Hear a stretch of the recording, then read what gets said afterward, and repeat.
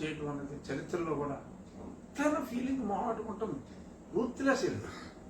మరి అంత దారుణంగా ఆ సిద్ధం సభకి ఎంత దరిద్రాలు చేయడానికి సిద్ధమైపోయారు.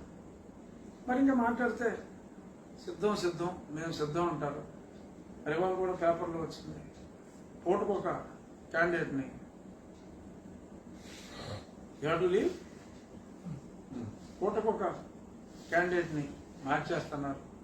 వాళ్ళ పేపర్లో వచ్చింది. వాళ్ళ తమ్మయ్య గారు అన్నారు, ఎవరో సమ్ యాంకర్ టైప్ లేడీ ఒక అమ్మాయిని దుబాయ్ నుంచి రప్పించారని రాశారు.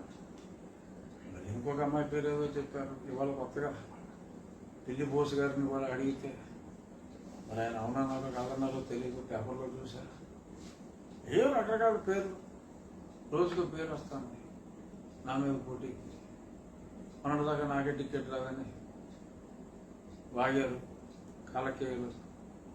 ఏం పీక్కుంటారు సార్? వచ్చిందిగా. నేను ఎప్పటి నుంచో చెప్తున్నాను, అది వేరే విషయం అనుకో. కానీ మీరు సిద్ధం సిద్ధం సిద్ధం అంటున్నారు. అసలు నా మీద క్యాండిడేట్ ఎవడో చెప్పండి రా, కనీసం రేపు మీటింగ్లో అయినా అనౌన్స్ చేసేయండి. అప్పుడు కనీసం మీరు ముందు కాకపోయినా రేపుడికైనా సిద్ధమయ్యారని చెప్పి అనుకోవచ్చు. ఎవరు నా మీద క్యాండిడేట్ని రేపు అనౌన్స్ చేయండి. మా జిల్లాలోనే, నా పాత జిల్లాలోనే పెడుతున్నారు కదా, ఆ 3 జిల్లాలకి మీటింగ్ అంటున్నారు కదా, కృష్ణా ఈస్ట్ వెస్ట్.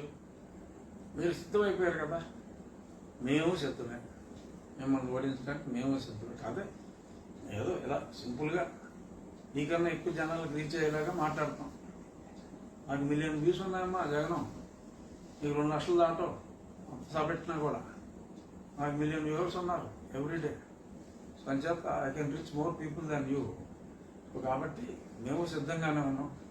కాకపోతే మీకు ఇలాగా ప్రభుత్వ డబ్బుని వందల వేల కోట్లలో దుర్వినియోగం చేసే ఇంట్రెస్ట్ లేదు, అవకాశం ఉన్నా మేము చెయ్యం.